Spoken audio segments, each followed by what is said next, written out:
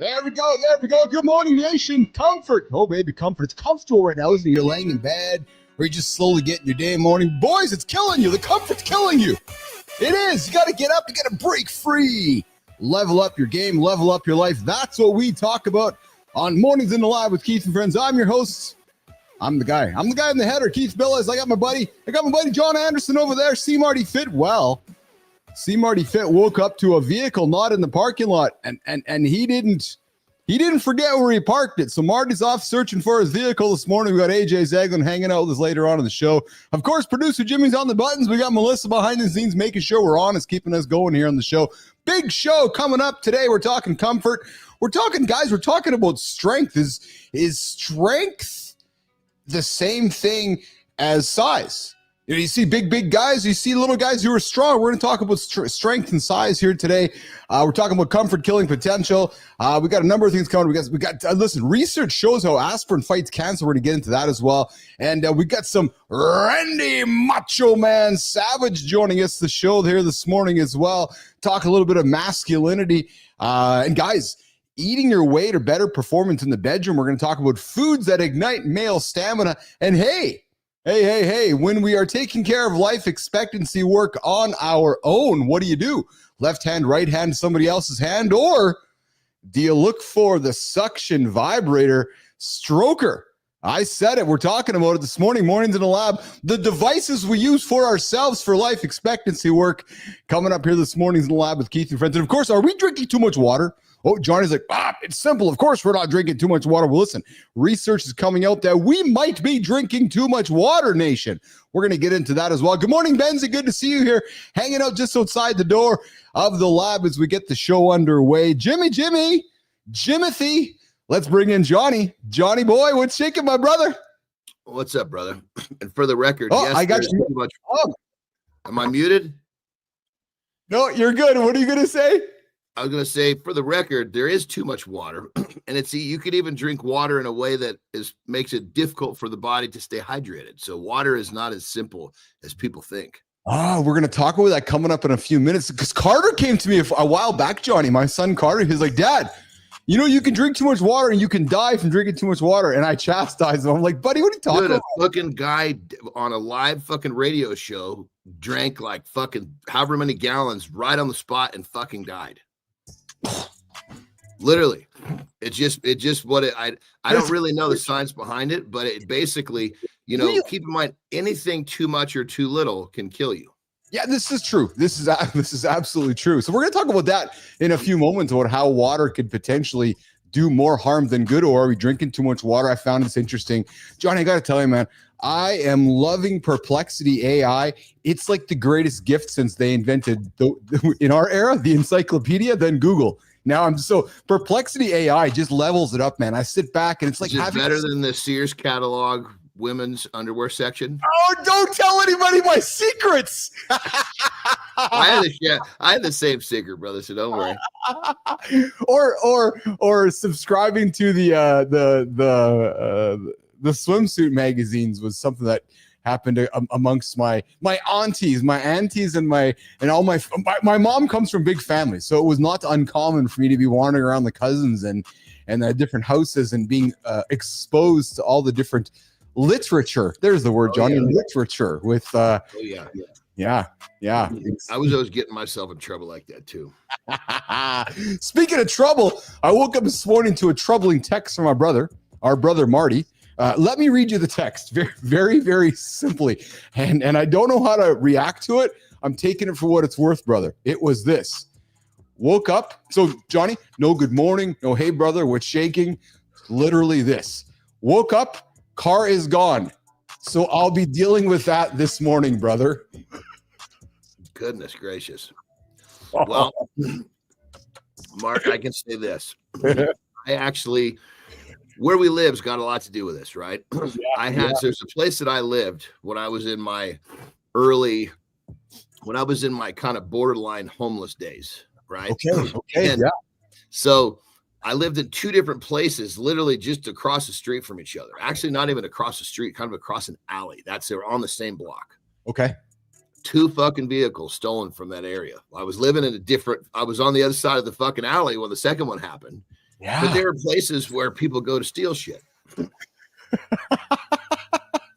You know? Yeah. And if you're in one of those places, you're probably going to get some shit stolen. It is a pain in the ass. I've had my vehicle stolen a couple times in my lifetime, and it is, listen, steal my vehicle. Whatever. You want to steal it, just steal it. But it's a pain in the ass. Dealing with insurance, having to sort it all out and find it, and all you're doing is digging into your pocket and just fucking using the Visa to get it all sorted out, and you don't have a car. It's just a pain in the ass, man. You've had your stuff stolen before? What's that? You had your shit stolen before? Yeah, fuck. I just got to telling you, 2 vehicles. Oh, 2? Oh, so you actually went to those spots and they were stolen. Oh, I missed that. No, basically, I wake up and they're fucking gone. They're gone. Oh, just like Marty. That's what I'm saying. I've gone through this twice, but again, it's going. People come to certain places to steal shit, and that's I lived in one of those places at the time. Oh, you know, so I didn't connect the dots there. You lived in those places. Oh my goodness! So you get up and it's gone. So, and the funny thing is, Johnny, your brain's when it happens to your brain plays tricks, because you're like, well, no, but I thought I parked the car here last night, right? Well, I had an assigned spot, so I knew. My first thought was, fuck, did somebody get my fucking keys? You know, and no, I got my keys. You know, but yeah, is funny enough, the second time it happened, the insurance adjuster was all up my fucking butt, like, of course, like, dude, I said, look up the addresses. They're fucking across the street from each other. This kind of makes sense. Get the fuck off me. You know? Good morning, Holroyd. Thanks for joining us this morning. Morning's Live. You got myself and Johnny here. It's so true, Benz. It does get personal when someone steals your ride. It's very violating. It's very violating. When someone just breaks into it. Yes. My Jeep now, like my old rusty Jeep that I drive, like we've talked before, like I can't wrap my head around buying something new and letting it sit and just depreciate. So I just drive my rusty old Jeep. It's to the point when it's so cold sometimes out here in Manitoba when I park somewhere, I just leave it running with the keys in it. Because it's not worth anything, and if somebody wants, there's fucking freedom. There's freedom in that, brother. Oh, is there ever? Thank you for telling. Yes, there is freedom in that. I can't fucking stand. I mean, it's what I signed up for, so I'm not being a bitch here. But it's like, fuck, when I'm driving one of my nice cars and there's no fucking place to park, first thing I'm looking for is the valet. Yes. I want to know is when we're going out to dinner, is there a valet? Because they'll take care of my vehicle. Yeah. If I got to find a place to park, I'm like, God damn it, because most people. They park too close. They fucking door ding you. My cars don't have door dings. No. That's funny. That's funny. Getting out of the car, leaving it fucking running, because you literally don't. It's not a big deal if somebody.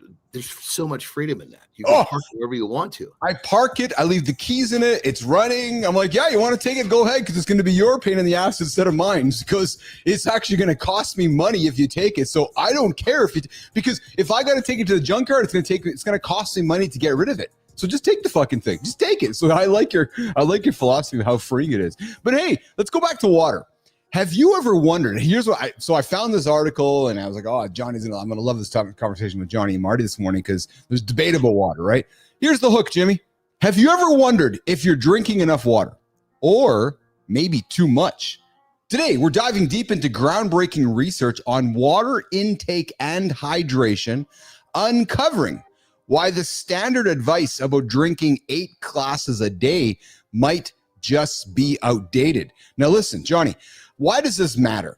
Understanding your body's real hydration needs could lead to better health, improved energy levels, and even smarter resource management, making this knowledge crucial not just for your wellness, but for global water efforts. There's been a recent study involving over 5,600 participants, so not just a couple, using deuterium-enriched water. I don't know much about deuterium. To trace actual water turnover, revealing surprising factors that influence hydration, age, body composition, activity levels, and even, Johnny, socioeconomic conditions that play significant roles in determining how much water we truly daily need. And interestingly enough, the drinking fluids only account for about half of our water turnover. The rest comes from foods and metabolic processes. Now, here's a takeaway from this. So That's first of all, got to be an average fucking study, because I guarantee half my water's not coming from the shit I'm eating. Yeah, I'm wondering that as well. So here's the thing, right? So first of all, they're saying rethink that 8 glass a day rule and instead pay attention to your individual cues, thirst, activity level, and climate. Second, include hydrating foods in your diet. So that's the study comes out is that encouraging you to eat more hydrating foods like fruits and vegetables to naturally meet your body's requirements. I found this, I'm just trying to find the study here. I'll come up here. But it's, Jimmy, this bit didn't turn over as good as I thought it was going to turn over. It's not giving me what I wanted, but the point of the article is that what we thought about in the past, drinking water, is the emphasis is on maybe we want to consider the foods that we're eating, which might hydrate us as much as the water we're drinking.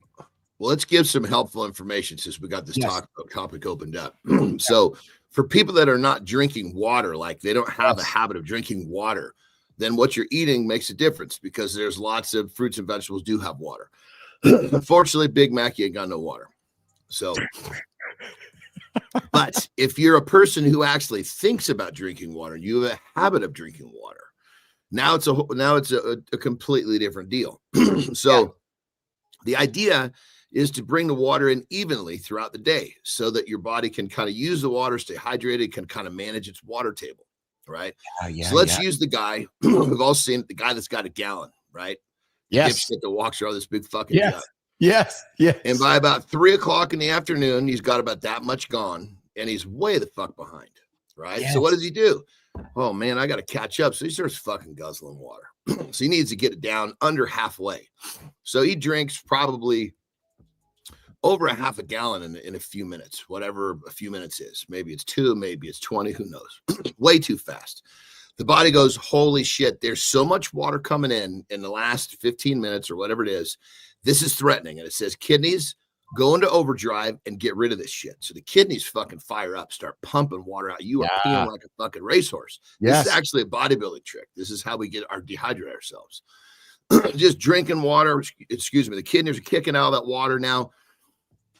Clearly, the dude is caught up, so he stops. The body does it. It's the signal of the kidneys is a little ways away, so the kidneys are still in overdrive, right? The body hasn't given a new signal that says slow it down. Yeah, you're already fucking dehydrated. So now you basically you took in so much water, you put your kidneys in overdrive. They kicked out so much water. You're worse off than when you started playing catch up. Yeah. The bodybuilding method you guys use with water and you also forgive me on this, but use a lot of salt too. No, isn't salt part of the equation to tighten up? The bodybuilding trick is, you're drinking a lot of water coming into a show anyway, but you increase that by like 50%. So you're drinking a ton of water. You're drinking well over 2 gallons a day, right? Yeah. And so then also what you do is you basically take in salt during that period so your body can hold on to that water. That makes sense? Yes, it does. Yeah. You want it to go into the muscles, right? Then you cut that fucking water off, right? And you cut the water off. Then now what happens is the body's kicking out all that water. You stop bringing it in. The body dehydrates, but you gave your body the salt so it can hold on to the water in the muscle. You just want the water coming out of the skin and all the places so you can look ripped. Yeah. So you can really, really dehydrate yourself, like severely dehydrate yourself with water alone. No kidding. Have you? There's very much a science to that, isn't there? Like it's just it's just like. Molecularly, it's just to the minuscule science, isn't it? Well, once you start to understand, excuse me, how your body works, it's so simple. Like you can literally, like at the tail end of my bodybuilding career, I knew that I basically could drink X amount of liters. I could cut it off at a certain time, and I wouldn't fucking drink water till the show was over, and I was pretty much set. But you got to figure out how your body works. Everybody's a little bit different. What intrigues me with that whole process is, and I have never done this, but I'm intrigued by it, is I've always wondered how thirsty I would be if I wasn't drinking water. Because I drink a lot I'm always drinking. Like I'm all day, I'm constantly drinking fluid. Dude, I'm telling you, the best drink of water you'll ever have is when you haven't had a fucking drink of water in 24 hours. Like, so I need to hang on this for a second. Like, you actually do not have any liquid for 24 hours. Am I correct? I mean, there are times when that is the case. Yes. There are times where you might just sip a little something so that you can, because you're eating the whole fucking time. The day of the show, you are eating constantly, right? So you're eating. You got to eating because what happens if you're not eating, your muscles will basically think of it like a balloon. They'll deflate. Food is what keeps them full. Yeah. Right? So you have to continue to eat, especially when you have no water, because water actually helps all that shit shuttle into the muscles. Yes. So if you're low on food and on water, you'll go, the term is go flat. Yeah. Yes. Really quickly. And John, and this is good. I want to get into size and strength here in a few moments. And Johnny, isn't there like a chocolate trick to this too? Don't guys have chocolate on the day of a bodybuilding competition? Because does that make it kind of go? That's the fucking idiots, dude. That's okay. That's the people that are looking for reasons to eat junk. You go backstage, an amateur show. There's fucking candy and cookies and shit all over the place. Yeah. You go behind in a fucking pro show, you find none of that stuff. Yeah, exactly. Yes, that's what I was wondering. Yeah. No, you find none of that. That's because it's the whole it's the knowledge base, right? Yes. When you're subscribing to it fits my macros, like people that don't have a clue how it works. Yes, that's what they're doing. Yes. That's why they're eating all that fucking shit backstage, not realizing that they're not giving the body what it needs to actually perform. Yeah. Well, I read a good piece from Lane Norton. You know Lane. He's obviously he's a high profile individual. I saw something last night in his feed that got me thinking. Is that because I've tried the if it fits your macros thing and I've done it and everything and so forth and whatever, it is what it is. But what it doesn't teach you, Johnny, is that it teaches. I'm trying to find my words here. What it doesn't teach you is how to create new habits. Because what you're constantly doing is torturing yourself. Because it's making your habits worse. It's not. It's making your already fucked up eating habits worse. Because here's my prop. Starving yourself so that you can eat the shit. Yeah, and here's my prop, because we play this all the time, but it's like, because we both drink the same Kool-Aid here on this one, but it's like saying, okay, you can eat your macros, you can okay, so this fits your macros, so okay, I'm going to eat this today, but I'm never ever not going to eat this if I don't teach myself not to eat it. Right. So from a health, sustainability, longevity perspective, if I subscribe to the if it fits your macros theory, I'm essentially admitting that I'm going to keep eating crap foods because it fits my macros. When in reality, which is, well, no, just get rid of this, replace it with grapes and eggs and good whole foods. Fuck the macros. At least you're making better longevity decisions, right? And that's what. Brother, I'll make a simple comparison. Yes. If you are subscribing to if it fits your macros, you're fucking probably also buying lottery tickets trying to get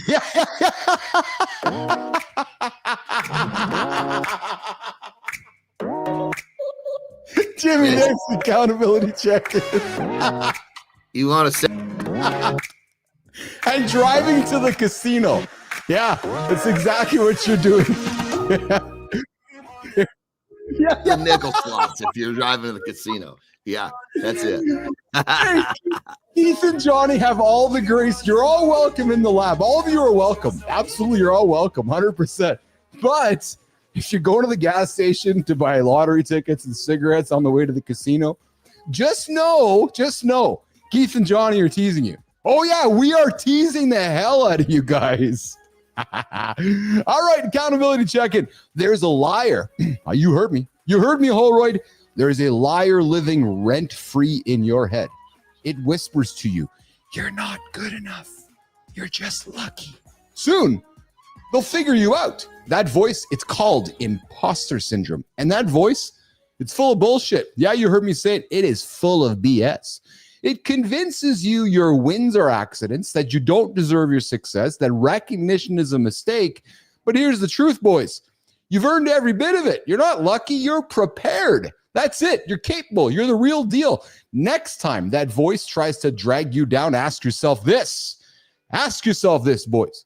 Would the version of me from a year ago, be proud of what I've done today? If the answer is yes, well, it's all the proof that you need.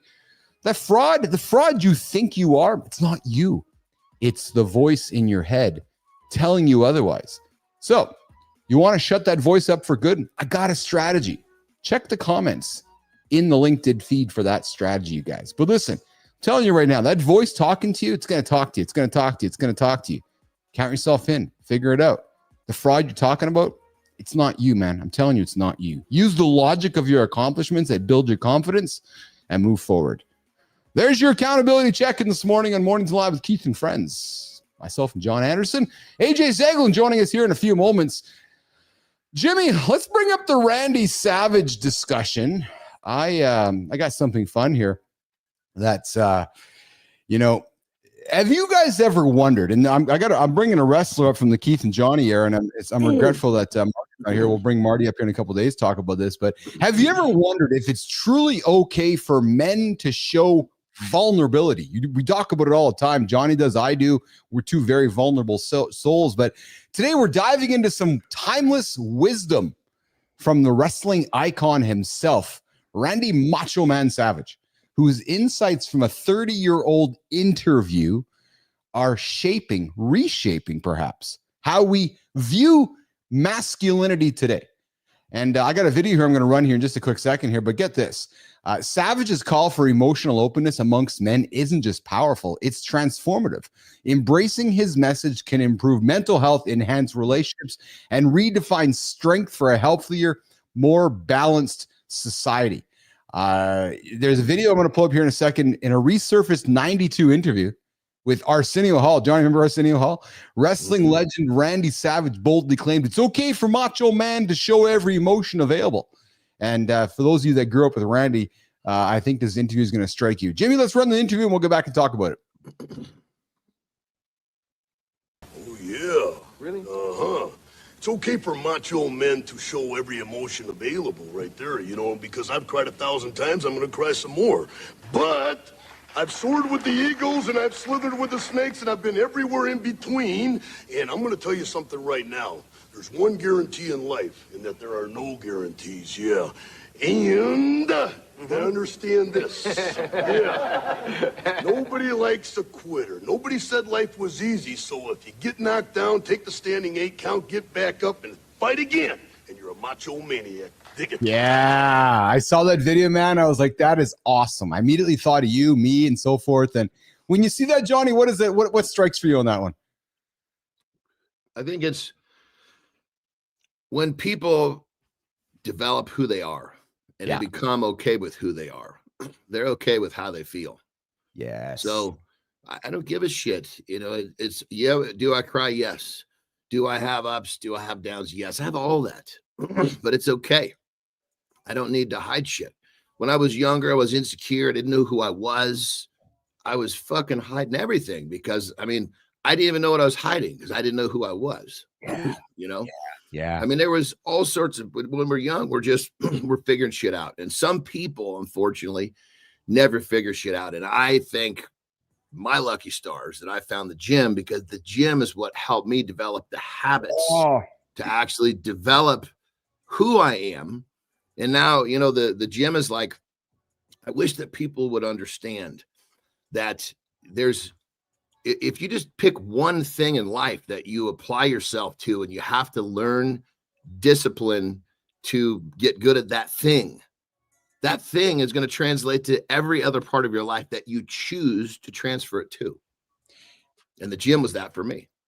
I just got goosebumps in the last 30 seconds hearing you talk. And actually, I got a little bit of emotion in my eyes because I just had a revelation. Like when you said the words, when I found the gym, it essentially changed your life. Mm-hmm. Holy fuck, man. I'm getting emotional right now. Me too. I think about it. It did for me too. It absolutely changed my life. And then when I met AJ Zeglen in the gym, changed my life again. I've met Marty, gym, common denominator, changed my life again. I've now met you. You've changed my life. The gym, these concepts, these theories, these going back to the 2.5 pound plate and figuring out how we're going to lift it. Right? Like these raw concepts of getting into a space where we're all equal. Marty's black, I'm white, somebody's 70, somebody's 50, but 45 pounds is the same to all of us. Like it's think about this. Space, 100%. Let's think about the gym. It's just a common denominator that represents sacrifice, that represents discipline. Yes. It could be anything. It doesn't have to be the gym. It could be fucking chess. Yes. You and I could have been bonding over 8-hour chess games. We could have been bonding over anything that's difficult where we have to make sacrifices. And when men make sacrifices together, they fucking bond. Look at the guys that came back from the war. My grandfather was World War II. Yeah. And, I didn't see him with that many of his buddies, because he was old. He was, Jesus Christ, he died at 98 years old, right? Oh, man. Yeah. But when he would have some of his war buddies come around, I mean, he wouldn't see him that often. There was just something different about, and I was just a little guy and I could see it. Yeah. Because they went to war together. They fucking sacrificed everything, put their lives on the line. They bonded in a way that most people never get to experience because, they got bullets flying over their fucking heads. Yes. Well, that's a pretty fucking massive, undertaking for two men to go through together. As to if we were playing 8-hour chess games, that would be a pretty massive undertaking for most people to go through. It's just a sliding scale. The more the sacrifice, the more the commitment, the more the discipline, the bigger, the stronger the bond. Yeah, that's well said. And that's why I've always, when I started the Business Athlete Performance Lab, it's the mindset, it's the discipline. Like you said, it's the discipline. I don't care where it happens, whether it's the gym, the chessboard, but it's getting together and creating those shared values around discipline and doing shit that others don't want to do. Right. And 100%, brother. I so agree. And sorry for interrupting, but this is why we don't have our drinking buddies. When we stop drinking, they just kind of fucking float away like a fart in the wind. Yep. There's and no then, sacrifice. And then let's crack a joke here. And then when you and I get in the car and drive to rural Canada or rural North America, back to the place we grew up, we end up in the community there, back in the bar. The dude's sitting there that had been sitting there for 30 years back from high school. He's sitting in the same spot, drinking the same beer. Now he's got quarters playing the VLTs in the corner of the bar. He has, you know the guy I'm talking about. You know exactly the guy I'm talking about. Well, and here's the best part about that, brother. Yeah. He will accept anyone who will sit next to him and do the same dumb shit he's doing. Yes. Yeah. All you have to do, keep in mind, they're short. They're not life-lasting bonds, but you can have a bond with that guy. Just do the dumb shit he's doing for the time that he's there, and you've actually created some bit of a connection with this guy. Now, it's not lasting, doesn't mean anything. It's called misery loves fucking company. The conversation with Savage was groundbreaking for its time when it was revealed with Arsenio there. Well, actually, if you and I growing up here, the Arsenio Hall show was groundbreaking for its time. But the conversation with Savage was groundbreaking, especially in the hyper masculine environment of professional wrestling. Right. And research consistently highlights the dangers of suppressed emotions in men, leading to increased rates of depression, anxiety, and strained interpersonal relationships. And what was nice when Savage came out and revealed that was that his perspective provided a powerful antidote to toxic masculinity, demonstrating that genuine strength includes emotional honesty. And when Savage did that, I remember that Savage interview. And when I saw it again, I was like, oh yeah, this is brilliant, because to me, that interview dates very well, because it's as relevant today as it was relevant 30 years ago. Good morning. Good time. Good to see you there. Well, on that level, think of it like this. And I've been in this situation plenty of times, me actually experiencing it once. I can't remember what year it was, in Japan, long tour. Yeah. One of my bulldogs died. Oh my God. Yeah, it was fucking brutal. Of course, Terry calls me. She tells me, of course. Yeah. Fucking hit me like freight train. Well, here's the thing. All of the guys in the locker room, they had sacrificed. They had done all the difficult shit that I had to get there. Yeah. So, I had zero issues with, of course, I was trying not to be a bitch when I sobbed like a bitch, but I was trying to hold it together as a respect for them and the show. Of course, I'm showing my emotion, and I was actually having tears, and the majority of the guys will get behind you. They will come and give you a pat on the back, ask you if they can help. The bottom line is, when you're in that, once you've made it to that space, it's different than people understand, because everybody there has that just about everybody there has found themselves in the process of getting there. Yes. It's really great to hear you say that because, we as fans, humans, we watch wrestling, we watch these big, big sports, men getting in the ring and grappling and so forth. But most humans don't recognize behind the scenes the bond that's connected. And when somebody's dog dies or somebody's girlfriend or somebody, like when there's tragedy happening, it brings everybody together in a way that people can't recognize, can you? Dude, my tag team partner in Japan, legitimate savage. He was. That's why they teamed us up, because I was a legitimate strongman before that. He was actually represented Japan in 2 different Olympic Games for Greco-Roman wrestling. Yeah. Oh yeah.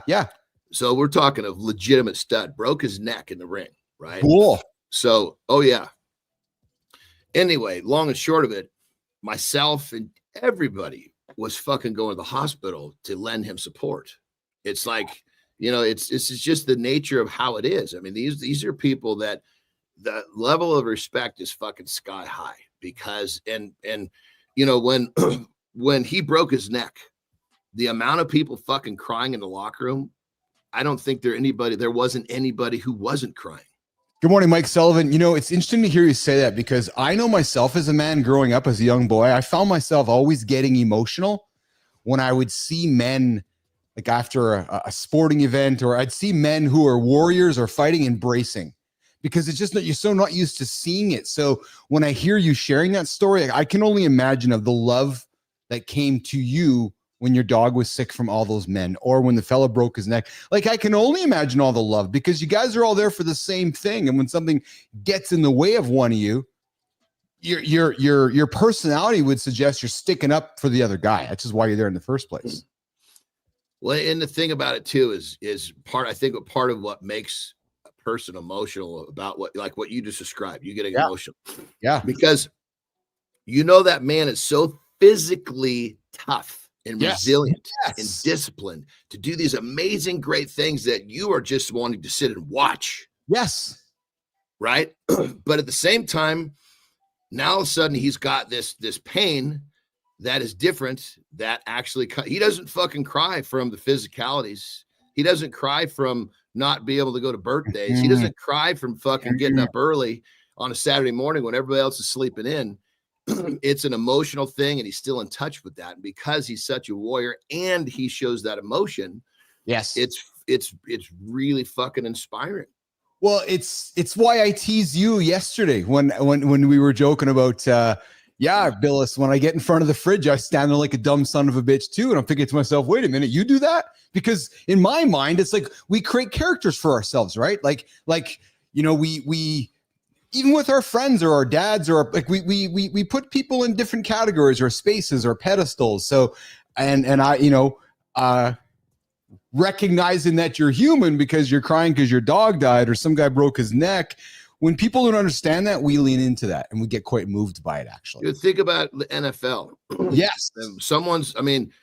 The fucking game will get postponed. The guys are fucking crying all over the place because, again, this is like even if it's a guy that, it's you could be on the other team and you don't even know the guy who's hurt personally. Yes. But it doesn't matter. It's so true. It's so true. You see it happen all the time. So, all right, listen, we're coming to the bottom of the hour here. We're running a few minutes into the show, having a great conversation with myself and Jon Andersen.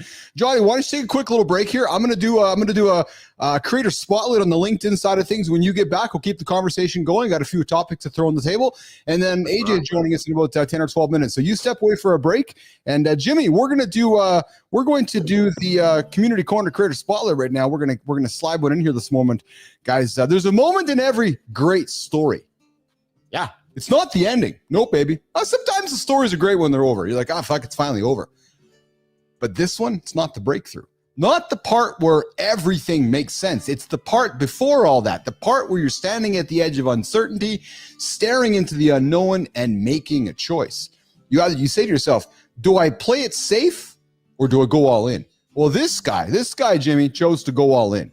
He walked away from the predictable 9-to-5 path, dove headfirst into the chaos of startups, venture, and storytelling, and He made a career out of chasing the world's most interesting minds. Not just CEOs and investors, but street artists, farmers, misfits, and masters of their craft. People with the kind of wisdom you can't Google, baby. Nope. And instead of keeping those insights to himself, he built something bigger. Jimmy, let's throw it up here, man. Today, we're going to introduce somebody we're celebrating this morning on Mornings Live with Keith and Friends. It is Jimmy, David Zhu. David, we're celebrating you this morning, my friend. We absolutely are. The Cup of Zhu, a front row seat to the lessons, failures, and obsessions of the people shaping the future. If you want to see the world through a sharper lens, David's the guy to follow. I invite you to check him out. We got him right now up on the screen there. Go find his LinkedIn profile. He's all about tenaciously and idiosyncratically curious. David Zhu, the Cup of Zhu, not just CEOs and investors, but street artists, farmers, misfits, and masters of their craft, people with the kind of wisdom you can't Google. So instead of keeping the insights to himself, Zhu built the Cup of Zhu. I invite you guys, check out David Zhu, LinkedIn. He's our creator spotlight this morning for the Community Corner. And David, here's what we want to do. We want to invite you to the show. We'd love to have you on the show for the Community Corner segment to celebrate somebody in your world that you think is doing great things, and we can bring them on the show here and celebrate them as well. There's our creator spotlight. The first one, we'll adopt the second one here in the second hour. Jimmy, thanks for doing that, brother. Benzie, I see you there. Yeah, Hamlin from the Buffalo Bills. Great respect from everywhere. That's how it works, right? We're all competing for something, and it's always about respect. Yeah, thanks, Jimmy. Thanks for the duplicate there. I was hoping you can duplicate me there for a moment. That was exactly what I was hoping to have happen. That's awesome. Okay, so let's keep it rolling here, guys. I am looking for my next topic here to get into. All right, let's do this one right here. This is a fun one. All right, Johnny, I got a fun one for us before we got AJ coming in here. Have you ever, I don't know if you've ever wondered, but I got something that just do some. Have you ever wondered what all the hype? Listen, we talk about life expectancy work here on the show with our partners, but we also talk about life expectancy work with ourselves. And have you ever wondered, I don't know, have you ever wondered what all the hype around suction vibrator strokers is all about? I heard you talking about that when I was just sitting backstage, and when it comes to me handling my business with myself, that's all I need. Yeah. So you and me both. I found this story, and even better. I'm sorry, I got to share this. Yeah. Like, I went on this whole thing of I need to be more ambidextrous. I need to be able to use both hands. So I'm a right-handed dude. So I started handling my business with my left hand. And I can't tell you, and I still do it to this day. Yeah. I can't tell you how much changing that one activity made my left hand so much more coordinated. Unbelievable. Dude, I'm going to be vulnerable too. I agree with you. It's incredible. It's just incredible. It's like, and I don't think nobody talks about it enough, that if you can accomplish life expectancy work for yourself with both hands, man, you are on to something, brother. Absolutely on to something. I can eat fairly well with my left hand. I can throw a ball fairly well with my left hand, all because I started fucking jerking off with my left hand. There you go. So today we're going to take a closer look, Jimmy, at these revolutionary male pleasure devices, exploring why they're shaking up the industry and how they're changing perceptions about men's toys. And here's the thing, Johnny, for the most part, in my experience, and I suspect your experience, this discussion has always been about toys for women, women's toys, women's toys, women's toys. But here, boys, here's why it matters. Benzie, Holroyd, understanding these devices matters not just for pleasure, but for the insights they offer into the evolving conversations around men's wellness, sexual health, and innovation in intimate products. And interestingly enough, these suction vibrator strokers have surged in popularity, driven by, here's what's fascinating to me, man. We talk about robotics and AI in the show all the time, driven by advancements in suction technology and design innovation. Like, there's some products like the Air Turn and the Male Rose that they feature these realistic suction patterns, thrusting, exactly, good time, toys for boys, thrusting capabilities, premium materials, safe silicone, and some of the user highlights, they talk about intense satisfaction, although sizing considerations are crucial because compatibility, individual anatomy significantly influence the user satisfaction. So guys, As I was doing a little bit of research on this, and I don't own one of these toys. I will admit to this. Maybe we'll have to do some research, Jimmy, and get some sponsors on this show. But when selecting your suction stroker, you want to consider two main points. First, you want to check the sizing and fit. Yeah, true story.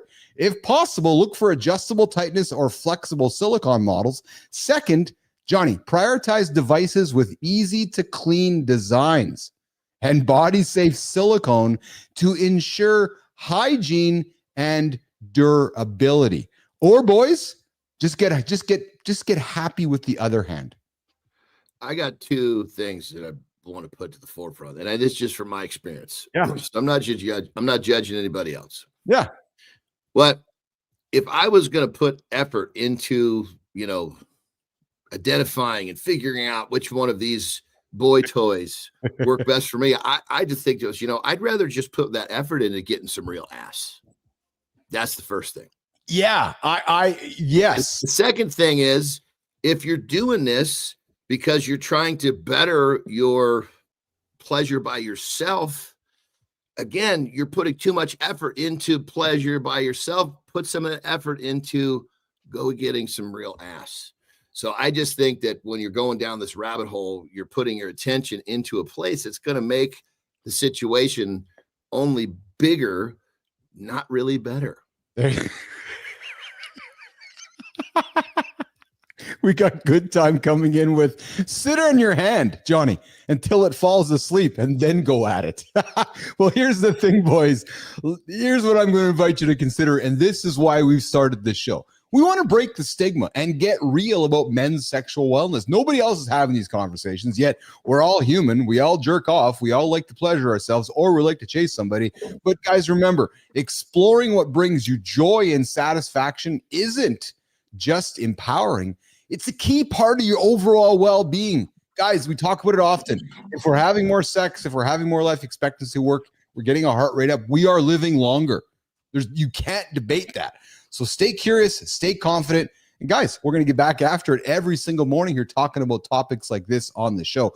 But here's a, excuse me, before we go to the lifestyle tip, Johnny, I got a good segue here because I got one here, which is, boys, here's a hook here, Jimmy. You ever wondered how your diet, guys, could boost your stamina? Well, we talk about all the foods you shouldn't eat. Right? We talk about getting away from the burgers, the greasy food, because it's affecting your progress in the bedroom. But guys, how about the opposite? Let's talk about the foods that can naturally enhance your performance. And why does it matter? Well, your diet directly impacts your vitality, your stamina, and your overall being. So whether you want to go in the bedroom and perform better by yourself or better with your partner, making simple dietary tweaks can significantly boost your performance. And Johnny, let's get after, man. Zinc-rich foods. Oysters, nitrate-packed beets, phytochemical-rich black raspberries, arginine-loaded pine nuts, antioxidants. I'm just going to insert real quick. If you're eating all this stuff, but you're still eating a bunch of shit, this stuff's not going to have much of an impact. Thank you. Yes. And that's so, again, guys, you've heard us talk on the show about finding the gaps in your life. I'm going to encourage you to eat all this stuff, guys. Eat unlimited quantities of it. To hell with what a doctor says. Just eat all this stuff. But if you're going to go and crush burgers and crush products like this, well, then none of this really doesn't make any points, right? Macaroon, oats, all these, Johnny, capsaicin in hot peppers reduces fatigue perception. There's a lot of good foods that will boost your stamina. So guys, I'd invite you to introduce foods like pine nuts or macaroon. Stay consistently hydrated, maintain balanced, nutrient-rich foods, and hey, you're going to perform better in the bedroom, Jon Andersen. Look out. It's as simple as that. It's as simple as that. All right, listen, let's keep it rolling here, boys. Let's do the lifestyle check-in with Jon Andersen, and then we're going to come back with AJ and keep the show rolling. Let's do it, Johnny. Stop with all of the negative shit. The negative thought processes that basically keep you in a bad mood are a choice. Be grateful for the fact that you get to wake up again today. Today is a fresh start. Every day, you should be grateful for the fact that you get to do it again. It's real easy to let our minds go to the wrong side of the fence and focus on the problems. But what we need to be doing is focusing on the fact that we've got another day in our lives. You woke up. Be grateful for the fact that you're here. And when you get in touch with the simple parts of your life and have gratitude for them, it will completely change how you look at your life.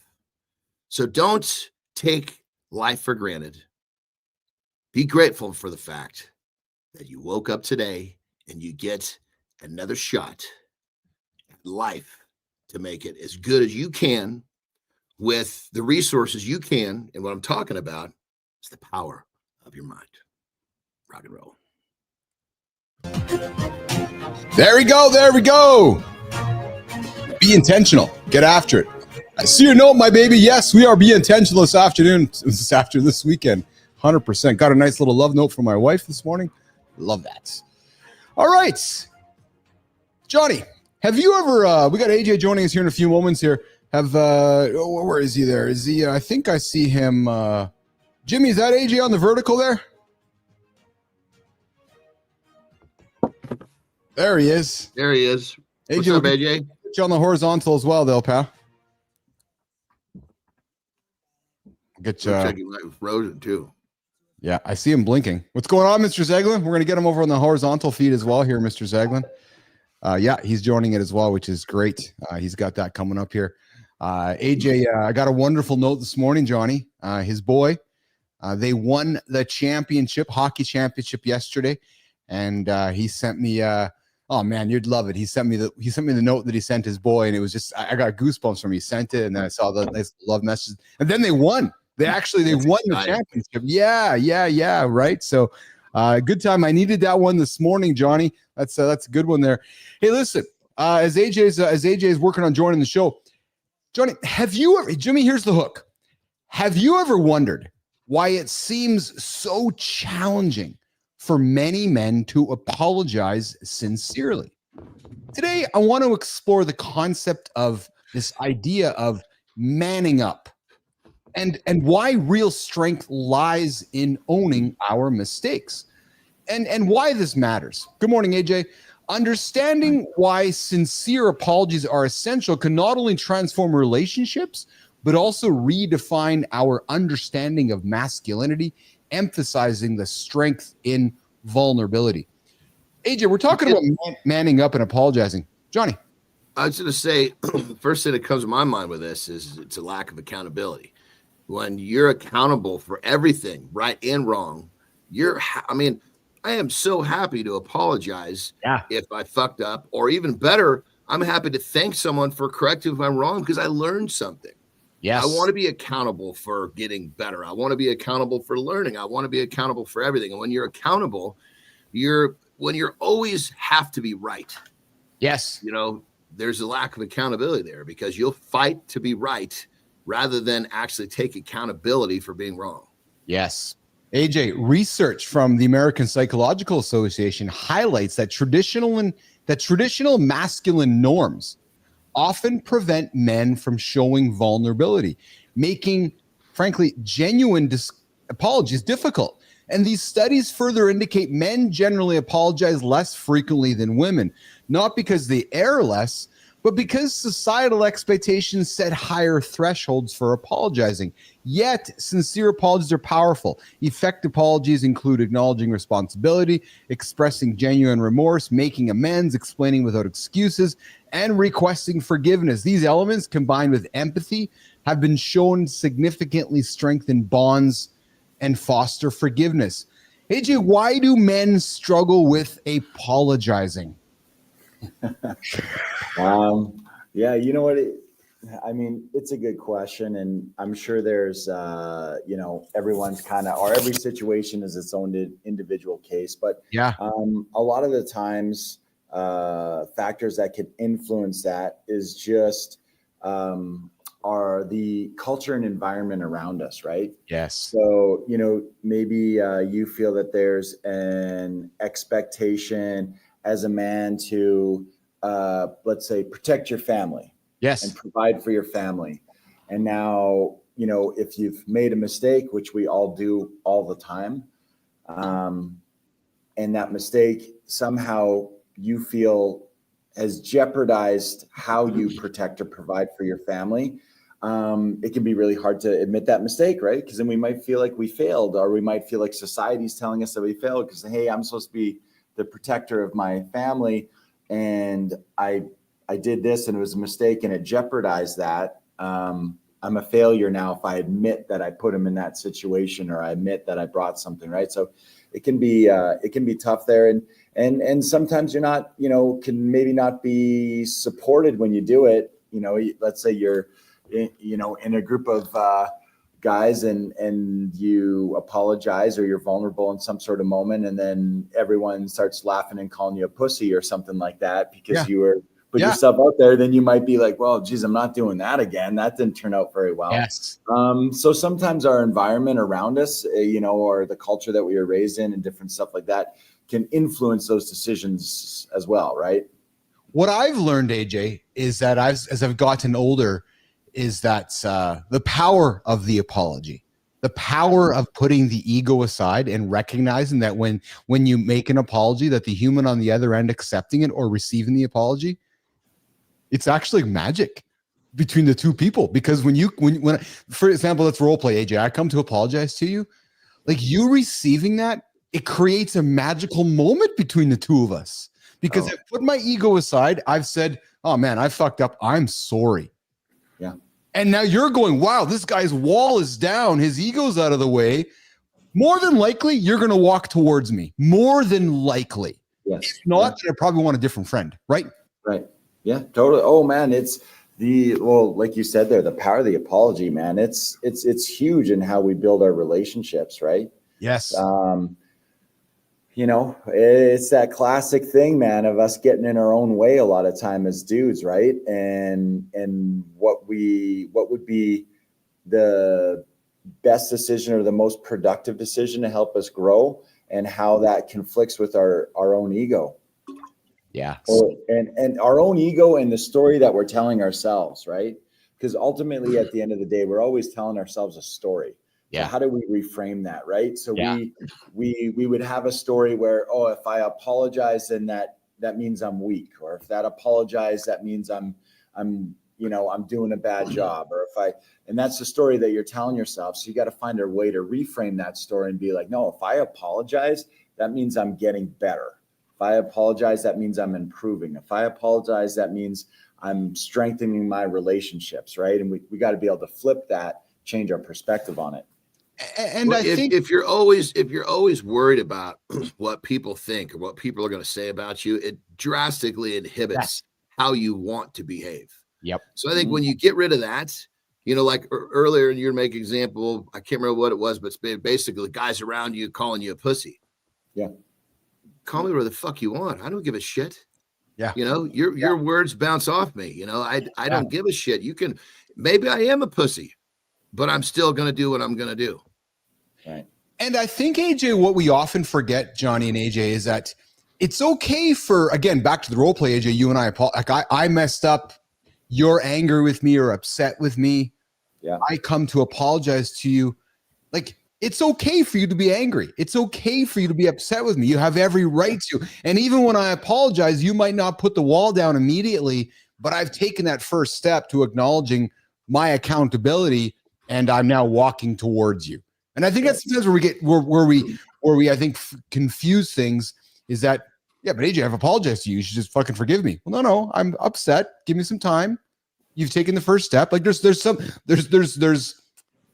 a process involved with that. Yeah. Oh yeah, for sure. There's a different layer to this too, though. Sorry, AJ. Is that how many times where, excuse me, I've fucked up and I went to apologize to someone, and it didn't go the way I had planned.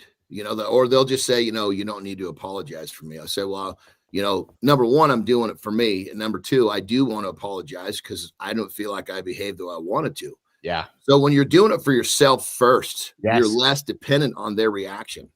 Yes. Yeah. Yes. Totally. That's perfectly put. That's exactly what I was going to say, John. Just when we're doing that stuff too, we have to be doing it because we believe that it's the right thing to do. So I'm not necessarily apologizing because I want something from the other person. Yes. Because and then all of a sudden I'm like, oh, well, if I apologize, then they'll give me something back. And then they might not even accept the apology. Right. Yeah. But so regardless of what their reaction is to it, I'm doing it because I recognize that I messed up. I made a mistake. Yes. And that I believe the right thing to do in the situation is to apologize for what I did or what I said. What happens after that is out of your control, right? It's interesting. I have a fellow one of the hockey dads on Carter's team. He lost his father last October, and Carter told me over the weekend that this fellow lost his dad. And in my head, I'm like, oh my God, I haven't acknowledged it. So, and then I saw him a couple of days ago, and then I started to experience this deja vu going, no, I did acknowledge it back when it happened. But you know what? I was like, no, to hell with it. I'm going to walk up to him and re-acknowledge it again, because like I said to Lauren, nobody's ever going to give you grief for re-acknowledging an apology or I needed to for my own reasons. I'm like, I feel like I didn't acknowledge this. I'm sorry. He's like, no, it's okay. And my point with this is that I did it for me because I felt like I failed myself, not him. I failed myself with not holding myself accountable to acknowledging that loss. And regardless if I said it 10 times, I just still did it again, AJ, because I was like, oh man, I don't think I acknowledged this. And I felt it was my own doing for myself. Yeah. And that's just it, right? Like we have to act upon, what we believe is the right thing to do. That's in alignment with our values and the person that we're trying to be, right? And we understand that, as Jon said, like we might not get the reaction from the other person you're hoping for. It might not go how you wanted the apology to go. That's okay too, right? Because you didn't do it with any expectation in return. You did it because you believed it was the right thing to do. And if you had to do it again, you would. Yeah. Yeah. So guys, as human beings, we do too much shit. Yes. And it's for every parts of our lives. We do too much shit with the idea that it's for a reaction or for something in return. But when you do stuff for you and you're doing it meaning not a selfish way, you're taking care of yourself, then it's going to basically, it's going to spread well. You're doing things that are good for you, which if they're truly good for you, the odds are they're going to be good for someone else if you're operating from a sense of love and from peace. Very, very true. So guys, as we wrap up this segment here are 2 actionable steps you can start doing today. Clearly acknowledge responsibility without excuses. That's it. Like, acknowledge your responsibility. Don't wrap any excuses around it. Simply say this: I was wrong, or I'm sorry, and I understand how that I hurt you. Don't make an excuse. Don't wrap it up in, well, because I did this. Yeah, don't fucking give a reason why. You've just evaporated the entire apology if you give the but or the however. No, Johnny, AJ, I'm sorry, man. I fucked up, and I'm sorry that I hurt you. Period. That's it, guys. And then offer on that level, brother. Because I had a hard time with the buts because I always felt like I needed. So what my first step was, I'm sorry. There's nothing that I can say that makes this okay. Yes. And if you'd like to know why I did this dumb shit, I'll tell you if you'd like to know. Yes. And then, guys, the second thing is, and I'm sure AJ will like this as well, which is offer specific steps you're going to take to avoid repeating the mistake, showing that you've thought about it, you're acknowledging it, and that there's a sincere commitment to grow and change. Now, maybe that's an extra big step to take. But I'm thinking as the receiver, AJ, back to our role play, if I'm apologizing to you and I'm not giving you the butts or the excuses, but I'm telling you that, hey, man, I'm doing this because I don't want this to happen again because I know I really fucking hurt you and so forth. I'm thinking that you're going, oh, this guy's really serious about this.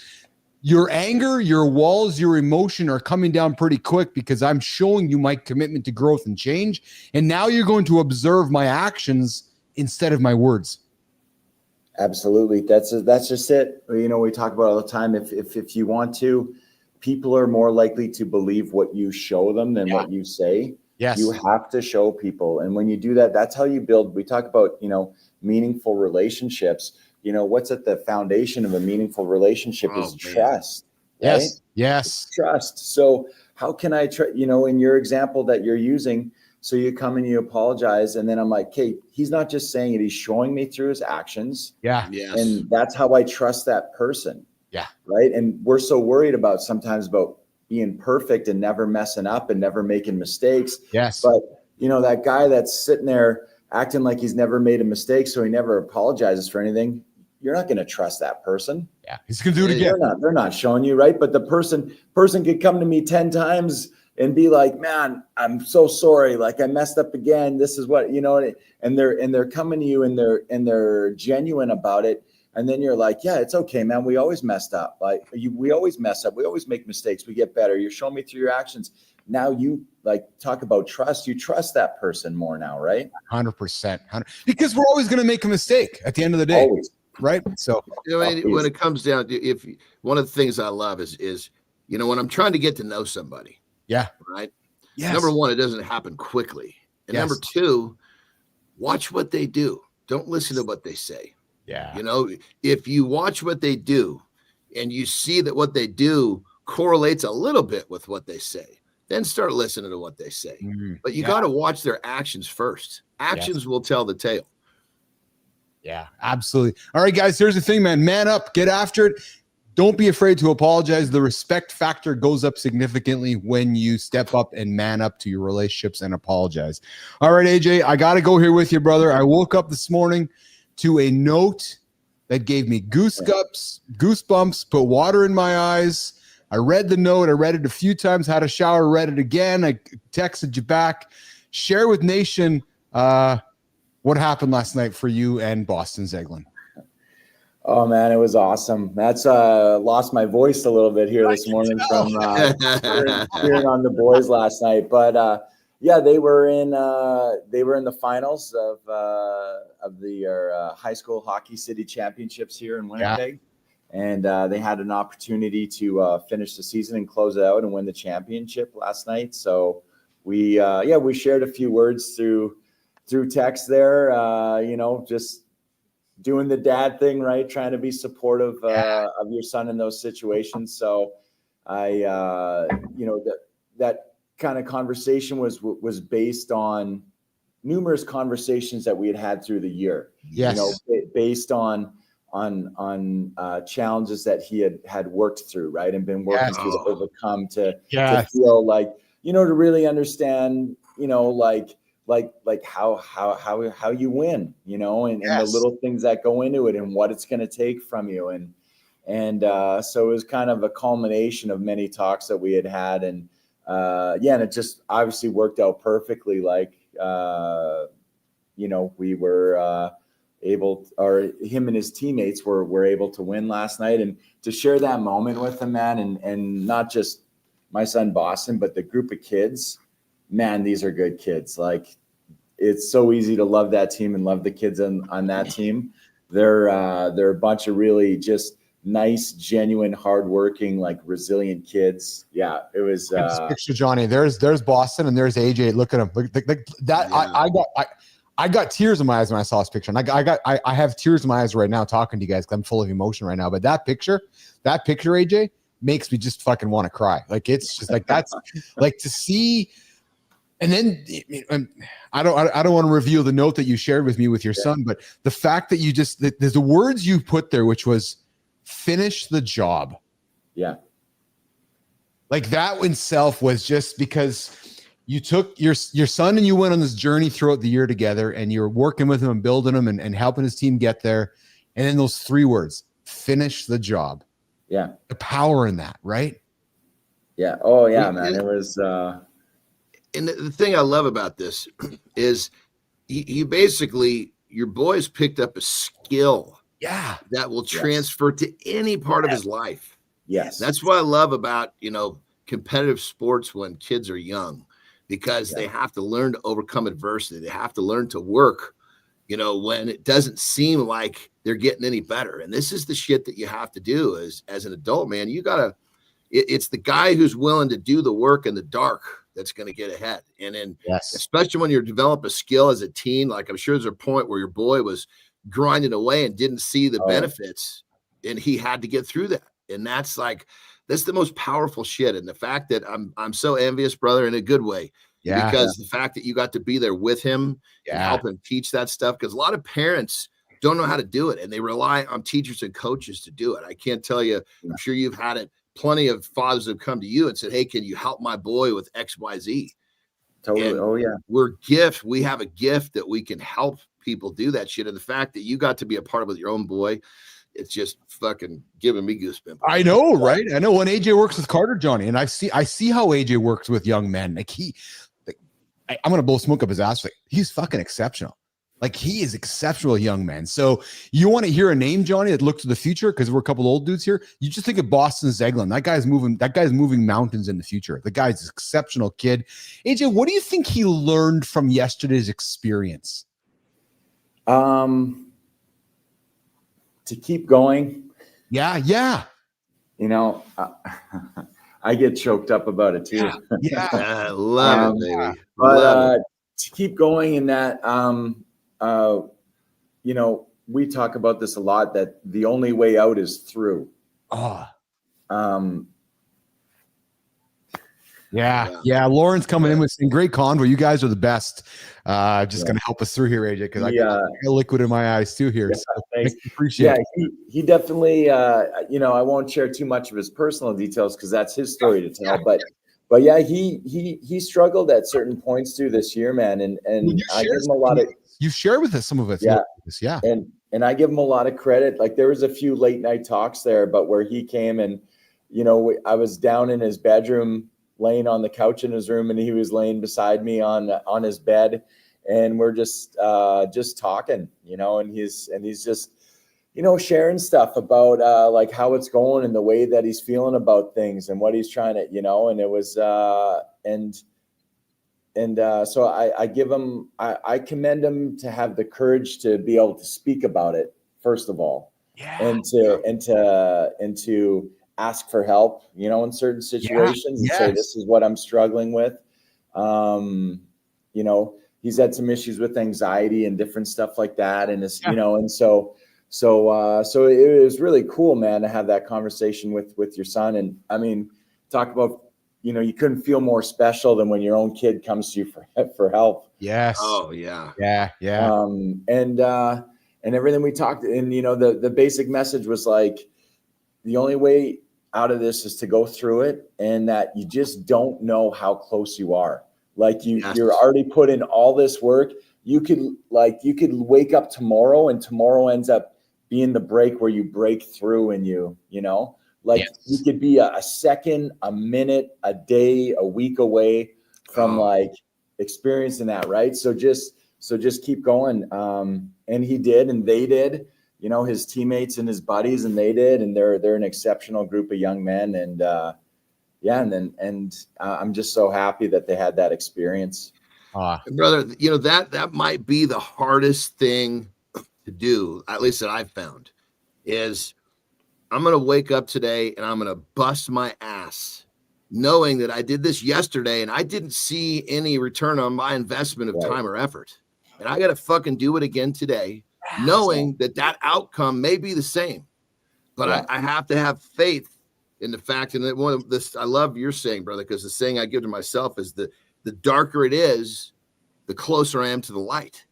Yes. And you just have to fucking keep fucking going, even when you know you might not get paid. Kobe Bryant, he says, like, I can't remember the exact name, but he's like, this is how it actually unfolds. He's all work, nothing happens. Work, nothing happens. Work, nothing happens. And all of a sudden, work, boom, you get paid. But nobody makes it through the one where it says, you know, 35 works and nothing happens. You know, people fall off, you know, early in that stage, because it's very difficult to continue to give it your best when there's no sign of progress. Absolutely. And I'll be vulnerable. I have some of those days myself building this show. Right. And brother, if we're fucking working on anything great, that's part of your life. Which is what I love, which is what keeps me going every single day, because I know I've been around long enough to know. Right. And I heard a good quote yesterday from one of our local hockey players, Cole Perfetti, who struggled for a long time in his career, Johnny. And his words were this: I know that if I focus on the input, eventually the output will take care of itself. Yeah. I just got to keep putting the work in, right? Yeah. And trust the process. And that's what this thing here too, right? Trust the process. Boston trusted the process. He won the championship. Yeah. Yeah. AJ, go ahead. Sorry, brother. No, go ahead, Johnny. Go ahead, Johnny. Yeah. I was going to say, as we get older with this and we get more experience with being in the dark, like I have these things that I'll say to myself. And when I hear myself say this shit, I'm like, okay, you're close. Like one of the things I'll say to myself, I'm fucking fatigued. I'm tired. I'm frustrated. I'm like, fuck, dude, maybe you bit off more than you can chew this time. As soon as I hear that, I know I'm getting close. Because when I say that dumb shit to myself, I'm fucking really close to the light. It's just that's me getting ready to fucking fold. And when I was younger, it was easy I didn't have these cues like, okay, I've been here before. This smells the same. This darkness looks the same. When I start saying this dumb shit, I know I'm just a few more days away. So keep fucking going. Yeah. AJ Zeglen, you're always joining us, man. I had another topic for the discussion. I'm going to put it on the table next week. It comes from Mark Shapiro and John Cena about being a father, but I wanted Marty to be here, part of that conversation. So, guys, I got a text from Marty as we were talking. I just got a text from Marty, and here was his text. What did he say? It's as simple as this. And if I had my text set up, I'd call him right now. Thanks, man. Just got it. Because I said to him, oh man, I'm sorry. So AJ, the text I got from Marty this morning was, woke up and my car is gone. So I'll be dealing with that this morning, brother. I'm like, oh, okay. So John Air has maybe somebody didn't steal it, because that would be awfully fucking quick to get it back. And then he just says, oh man. And then I said, oh man, I'm sorry. Thanks, man. Just got it. So what that means, I don't know, but we're gonna get the words from Marty. But apparently he's got his Jeep back, so that's good news. Good. It almost sounds like a practical joke or something. Something's going on there. But H, thanks for dragging in this morning. I know you were tired. It was a late night. A lot of enthusiasm. I can just only imagine the energy in your body, the emotion in your body. But I'm really grateful you come spend some time. What a great conversation we had about manning, apologizing, and being a dad. And sharing your moments. Thanks for sharing your vulnerability with us, AJ. Yeah, man. Thanks. I say it every time, but I appreciate you guys and I appreciate being here. This is awesome. No, this is awesome. And Good Time comes in and says races are won in the shop, not on the track. And of course, Lauren's coming in with congrats to Boston and his crew. Good Time, love it, proud dad. And Johnny, a question for you, or maybe AJ, you too, brother. Johnny, from the Obscure Ninja, unrelated. How does one deal with DOM pains? Delayed onset muscle soreness. Any advice for AJ before you leave? Any advice? I mean, first off, you got to flip the script. You earned that shit. That means you put in some work. Stop fucking looking at it as a bad thing. It's your fucking badge of honor, for Christ's sake. H. Yeah, I mean, what he said. I mean, you know how we always exactly take it like a little badge of honor when we walk in the next day. And you're like, I'm sorry, it feels good. Obviously, though, you know, if you find yourself consistently in the state that it's just debilitating, that it takes you out and you can't do anything, you can probably look into your recovery methods a little bit too, right? How are you eating? How are you sleeping? You know, and how you hydrate yourself and doing all these things, because that, you know, that's going to dictate some of your recovery, right? And how you're able to recover from those intense workouts. Awesome. Or is there enough consistency that fucking only happens once because you get started? If you do it and you fucking quit and then you do it again and you quit, you're never going to get over it. Right. Yeah, absolutely. Hey, Age, you missed the conversation earlier today when we were talking about left hand, right hand life expectancy work and how men might be hyping the suction vibrator stroker. Men's toys are taking a big place in men's lives. So you might want to go back to that conversation earlier in the show if you're curious about it. And we talked about AJ's looking, he's thinking himself just what I thought, which is these conversations would never fucking happen unless I was on this fucking show. I would probably have never had that conversation in my entire fucking life unless I was on this show. Ever. No, it's no. And this conversation's not happening anywhere else on the planet, because when we're talking about switch hitting, we're talking on our show about switch hitting, left hand, right hand. And listen, if you want to get better at the other part of your life, just use your other hand, AJ. Yeah, so I'm trying to connect the dots here, and I'm trying to figure out if you're talking about what I think you guys are talking about. Talking about jerking off, brother. Talking about jerking off. Yeah, exactly. Okay. See, I got no problem with talking about how the fact that I worked on my my ability to be more coordinated in my left hand by jerking off with my left hand. It's the part of the conversation I wouldn't have had is what fucking suction device am I going to use to put on my shaft to get the job done that I could do myself in about a fucking minute once I get the mental theater in the right spot. Because it all came up because I found a great story that male pleasure devices are as popular as ever. Where we grew up thinking that it was always female pleasure devices. Well, there's more men's devices in the market than ever before. And there's a few of them. There's this suction vibrator. They're called suction vibrator strokers. Yeah. And Johnny's like, I think we can profile this person, right? So the guy that wants the male suction device, he probably needs it because he spends too much time on the couch, not exercising, not eating right, not socializing with women, probably not with anyone. So he lays on the couch.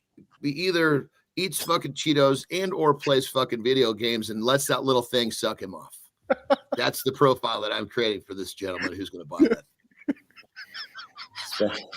Spends a lot of quality time with the old SVS, the suction vibrator stroker. That's exactly. That's the last word from AJ. Well, let me ask AJ if you agree with it, brother. If you're going to spend the amount of time because part of the conversation was figure out the one that works for you and all these different things you had to do to figure it out. And I'm thinking to myself, I bet you agree. I'm thinking to myself, why not just take the effort you're figuring out which one of these suck machines is going to work best for you and invest that energy into getting some real ass? Is that what you would think? Yeah, like I mean, I would always imagine that, you know, having that experience with someone is probably much more enjoyable, and that would be the ultimate goal. And so we're going to get more of what we focus on. You know what I mean? What are we focusing on? Exactly. So yeah, direct your efforts in the towards female. Towards a female. Yeah. Go to the gym, get your workout in, go meet somebody who you might be attracted to. You don't have to worry about the suction vibrator strokers, the SVS, here on Mornings in the Lab with Keith, AJ, and Jon Andersen. Well, as little as the statistics say, as little as people are having sex, you wouldn't think it'd be that difficult to go fucking, hey, you know what? You kind of strike me as a person like me, probably not getting much. Maybe we should make this nice little deal together where we can not be a part of this terrible statistic that says that we don't get any. And while we're at it, we'll work to do better than the statistic that says we can only do it for 5 minutes. I'm worried about those things getting out of hand. I'm going to be, you know, just wondering, like, man, who's out there just wearing one right now? You know, you'll never know. You just pass a guy on the street and he could have one on, or some dude driving in his car, you know. Gonna be looking. Hey, you missed the story a few weeks ago where the woman who ended up in the MRI with the butt plug stuck in her. Oh, I did miss that story. Yes, yeah. And she didn't tell me. It was fucking metal, so the magnet went fucking crazy on it. Like an MRI. And she didn't tell anybody at the hospital that she had a butt plug in, and she went for the MRI. And you walk into those things, they're like, please empty your pockets. Now they have to say, please empty your pockets and your butthole. So, Nation, if you see AJ walking around you today and you're a man, he's looking at you a little differently. He's wondering what you might be wearing underneath. I'm suspicious if you got the SVS on. All right, brother. I appreciate you, AJ. Always appreciate you. Have fun. Thanks, get some rest. Enjoy the moments. And we got a good time coming in with a big congratulations to you, pal. Thank you. Thank you, guys. Take care, brother. AJ, thank you, brother. All right, we're going to reset. Johnny, going to go for a quick break. We're going to come back and reset and work towards wrapping up the show here, brother. I guess, Zach, well, hold on. It's already 20 after. I guess you got to rock and roll here. So let's this fun show here, man. I thoroughly enjoy when, obviously, I miss Marty to pieces, but I always have a lot of fun when you and I just get after and crack into a bunch of stupid things. And today we talked left hand, right hand. We talked water. You educated me on water. We talked Randy Macho Man crying. AJ shared personal moment with him. Man, that story he shared, it gave me goosebumps, brother. It just gave me chicken skin.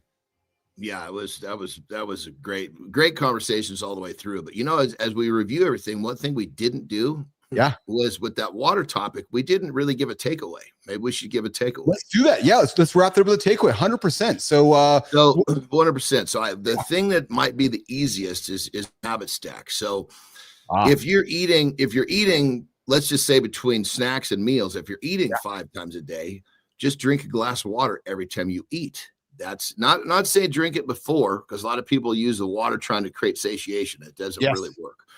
Just make sure that you drink that glass with what you're eating and finish over the course of the next 20 minutes. That will add in 5 glasses of water, or 4, depending on how many times you're eating per day. Now, what's another way that we could habit stack? For someone who has, the standard job, maybe you drink a glass when you wake up in the morning, then you drink one at break, you drink one at lunch, drink one at your next break, and then you drink one with your dinner. So all you got to do is just keep it simple. A glass or one of the little 16-ounce bottles.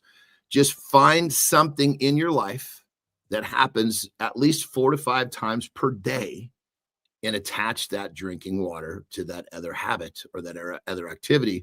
And the fact that you're bringing it evenly through the day, you'll be pretty pleased with how to make you feel.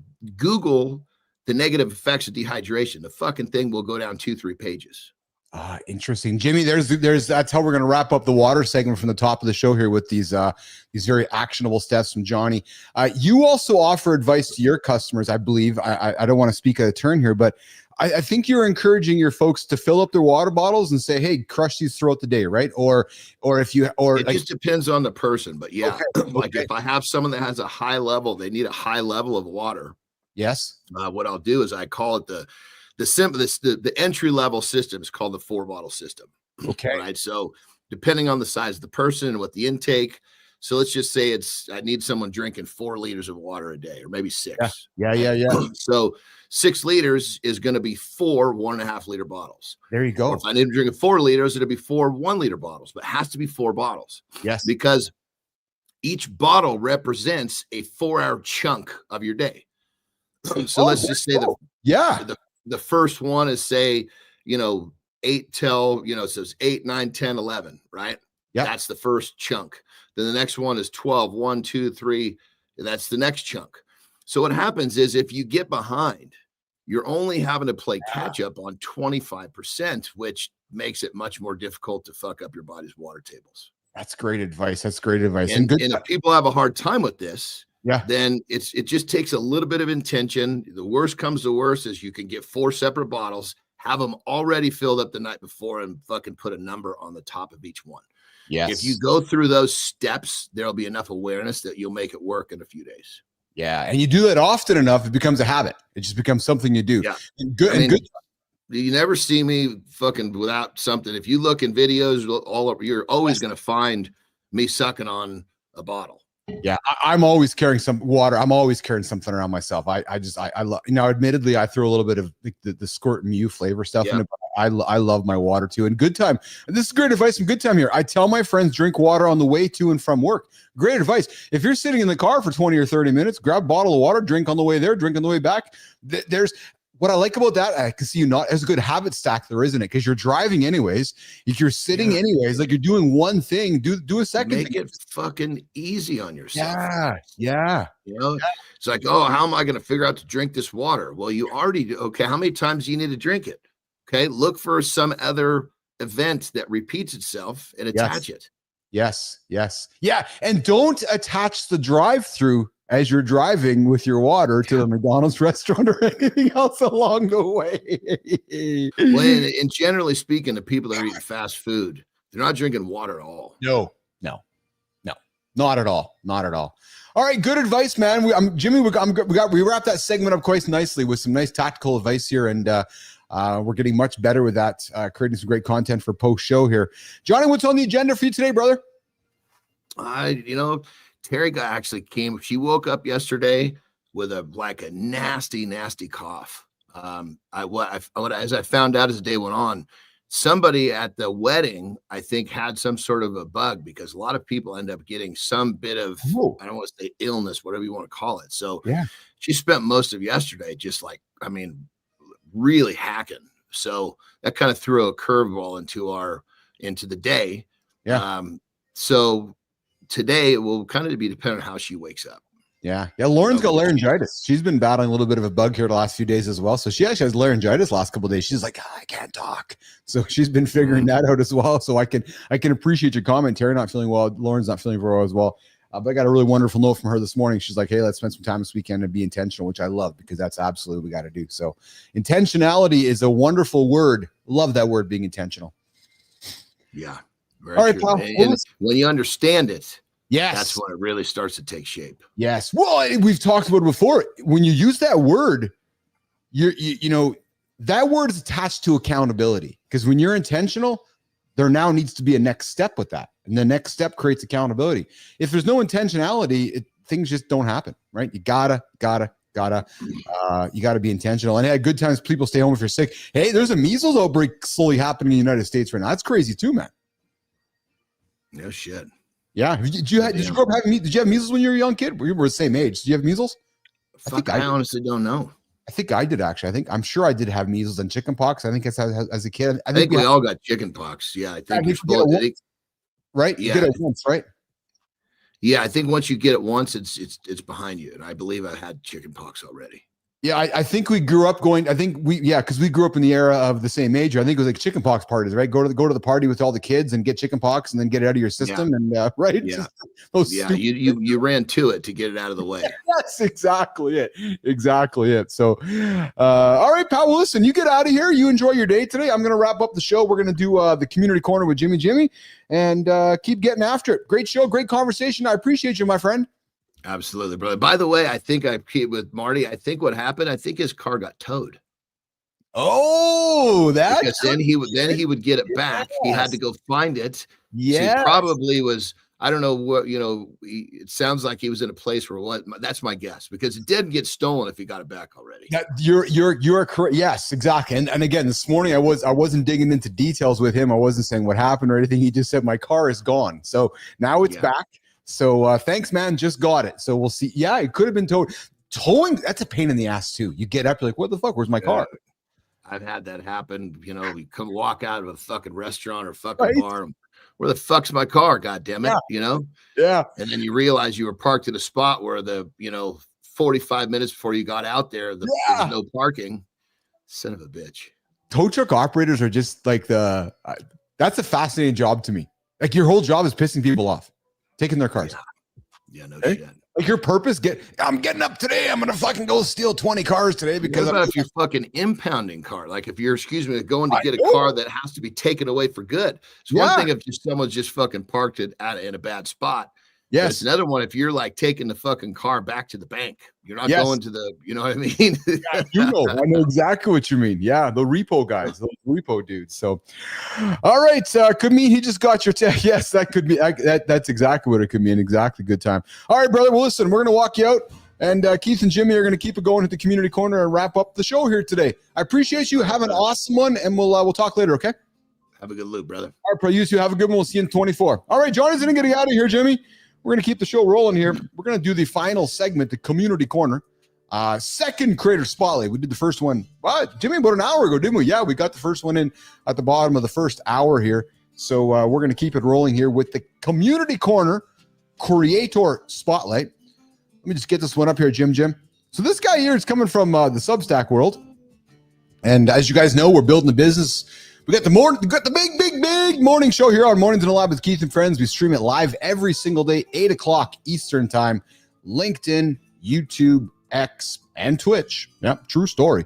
After that, we got this behind the scenes thing going on. So if you're a creator, you're a CEO, you're an entrepreneur, you're a business dude that's like, hey, kind of, I want to create my next in life, but I don't know how to start. Well, hey, we can show you how to start your next. Maybe you want to create a YouTube channel. Maybe you got a bunch of expertise that you're trying to get out. Maybe you're trying to start a conversation that you want to own. Here's what I've learned. When you start the conversation in the morning, you set it through the day. If you want to be an influence in your community, if you want to be an influencer in your industry, or if you want to be an influencer within your employer, man, the power of starting a morning conversation moves the needle. So I invite you to the inside.bappel newsletter. Very much specifically the content we're going to be creating over there is very much for those that are looking to the business side of things, how we are bringing this to life, how we are building the biggest morning show for men. And then, of course, the morning show, we got a bunch of fun little things happening. And truthfully, good time. Hey, I saw your little, I think your super thing. You bought something on the YouTube channel, and I appreciate you, man. I got a lot of love for that. You I don't know, it was super cheer or super fan something. I'm still learning that stuff on the YouTube side of things, but I did see that you clicked the button and we got whatever it was, the $98, $1.50. I don't know, but I just want to say thank you for that. I appreciate that. That's awesome. That's absolutely awesome. So guys, if you're wanting to support the show, I invite you to do it one of two ways. You can head on over to the Inside the Apple newsletter, or you can support the show by contributing to some of the stuff over on the Mornings in the Lab YouTube channel. We do have a few different little membership things happening there. So I think they're like $3, $10, $20, just nominal things. Because this show is, we do it for free, but we know that life isn't free. So we are working on monetization of this thing. So any ways you can support is obviously extremely helpful. All right, let's do it. We got somebody we're going to celebrate here on the Substack platform. Guys, listen, I don't know if you guys spend much time on Substack, but if you're into reading great content and finding great authors and discovering, new places, that's I don't know, it's not X, it's not Threads, it's not Facebook, it's not LinkedIn, it's not Western media. I would invite you to check out Substack. Great independent journalism, both on the video side, the audio side, and the tech side. But listen, there are two types of people watching AI explode right now. Yeah, right now. They're just watching them. I might be one of them. You guys know I'm watching it all the time. But let's get into it. The first person, they're overwhelmed. They're stuck on the sidelines, wondering if it's all just hype. And I can tell you right now, guys, I talked to plenty of those folks. They look at me like, what the hell's going on? And I'm like, yeah, there certainly is hype around it, but there's also truth underneath the hype. There's things happening underneath the hype. So while there's certainly hype around it, the hype is only accentuating what's actually happening behind the scenes. And the second person who's watching AI explode right now, they're making moves. They're figuring out how to use AI to build, automate, and scale their businesses. Hello, that's me. It's exactly what we're doing here. And the guy who's leading the charge with all of this, Jimmy, the guy who's leading the charge with all of this isn't new to the game. He's been an entrepreneur since he was 7. Yeah. Long before AI, the internet, or social media. He's built businesses across real estate, finance, e-commerce, and marketing. Now, this guy's helping business owners stay ahead of the revolution. This morning, Mornings in the Lab with Keith and Friends is really excited to put on stage and celebrate Jimmy with the big light. We're going to celebrate Dave Espino. There he is. He's been an entrepreneur since he was 7. Like I said, his Substack, AI for Entrepreneurs, isn't just another newsletter. It's a playbook, you guys. It's an absolute playbook. The latest AI tools you can use right now, real strategies to monetize AI, and insights that cut through the noise so you don't get left behind. Dave has always been ahead of the curve. He started the business when he was 7. So if you want to stay there too, he's the guy to follow. I invite you to check him out on Substack. Check out AI for Entrepreneurs on the Substack platform for great content from Dave Espino. And Dave, here's how it works, my brother. We're celebrating you with the big old Mornings in the Lab light. We suspect there's somebody in your world who you would want to celebrate with the big old Mornings in the Lab light. So we're inviting you to the show. So come on, Dave, come hang out with me for a few minutes and bring your celebration so we can celebrate somebody in your world for the Mornings in the Lab Community Corner Creator Spotlight. Okay, there we go. Boom, boom, boom. As John Kraske would say, boom, boom, wow, wow, meow, meow. Ooh, what's that one going on there? Wow. Wow, wow, wow. Fun show here. Let's see. Could do a little bit of recap here, Jimmy. We kicked the show off talking water. Are we drinking too much water? Apparently, we might be. Some research is suggesting. We also talked about eating your way to better performance, guys. We know that if we want to perform better in the bedroom, yep, I said it, we want to eat better foods. not in the expense of the shitty foods that you're all eating. So if you want to eat the better foods to have better performance in the bedroom around stamina and so forth, that's not at the expense of the shitty food that you're eating. Put the shitty food aside, right? Go have some great food. You're going to have great performance in the bedroom for yourself, for your partner. Excuse the word performance, not a performance. Having better times with your partner if you're eating better food. Increase that stamina. We also talked about Randy Savage, the Macho Man. We talked about Randy this morning as well. And Randy redefining the idea of masculinity about 30 years ago when he did the Arsenio Hall appearance. Good time. Remember Arsenio Hall? I know you do. Good time. The Arsenio Hall show. Randy Savage showed up on that show and he talked about crying. We talked about this 30 years ago when people weren't talking much about crying in the masculine world. We brought that to the stage as well here today. We also talked about manning up and apologizing. We talked about that with AJ this morning, where it's important for us guys to put our ego aside and to apologize. And the power. Listen, you want power, man? You want power? Apologize. Whew. That's power. That's power. That's vulnerability. So don't be afraid to man up and to apologize. We talked about that this morning as well. We also talked about, we had some laughter and some fun around the hype of suction vibrator strokers. Yeah, you heard me say that correctly. So while we know life expectancy work for our partners and ourselves, gives us a better quality of life and helps us live longer, sometimes if the left hand ain't working or the right hand ain't working, there are more men than ever heading on down to the store and buying the suction vibrator stroker. Something to think about, guys, not just for females out there. So we had that conversation this morning as well. And I think that was, we talked accountability check-in, and I think that was the entire show this morning, Jimmy. And I did not admittedly get to the comfort discussion. We'll bring that up tomorrow on the show. Speaking of tomorrow, we're back here again, 8 o'clock Eastern time. Jimmy, I think we got a guest tomorrow. Just having a quick look at the calendar. Let's just have a quick peek here. Nope. No, we don't. I thought we did, but not tomorrow. So there we go. Get after it. All right. Well, listen, we're going to rock and roll out of here, Jim. We got work to do. I appreciate all of you guys for joining us this morning. Mornings in Live with Keith and Friends, 8 o'clock Eastern time. You guys know where to find us. We get after it every single day. YouTube, Twitch, LinkedIn. And on behalf of the whole gang here, on behalf of AJ, Johnny, myself, Marty, shaking brother. Appreciate you, man. Looking forward to having you back on the show here tomorrow. We're going to get out of here. See you later. Good time. Have a great day, brother. Have a great time. Holroyd, the Obscure Ninja. Lauren, I love you, baby. Who else we got here? Benzie, thanks for showing up this morning. Holroyd, thanks for showing up this morning. Jimmy, it's time to go, man. It's time to get out of here. I got to go for a break. Got to go for a pee break. And back here, less than 24 hours. My boy's got a big hockey game tonight, so I might be dragging my ass tomorrow morning. That's okay. That's okay. Big game here tonight for my boy.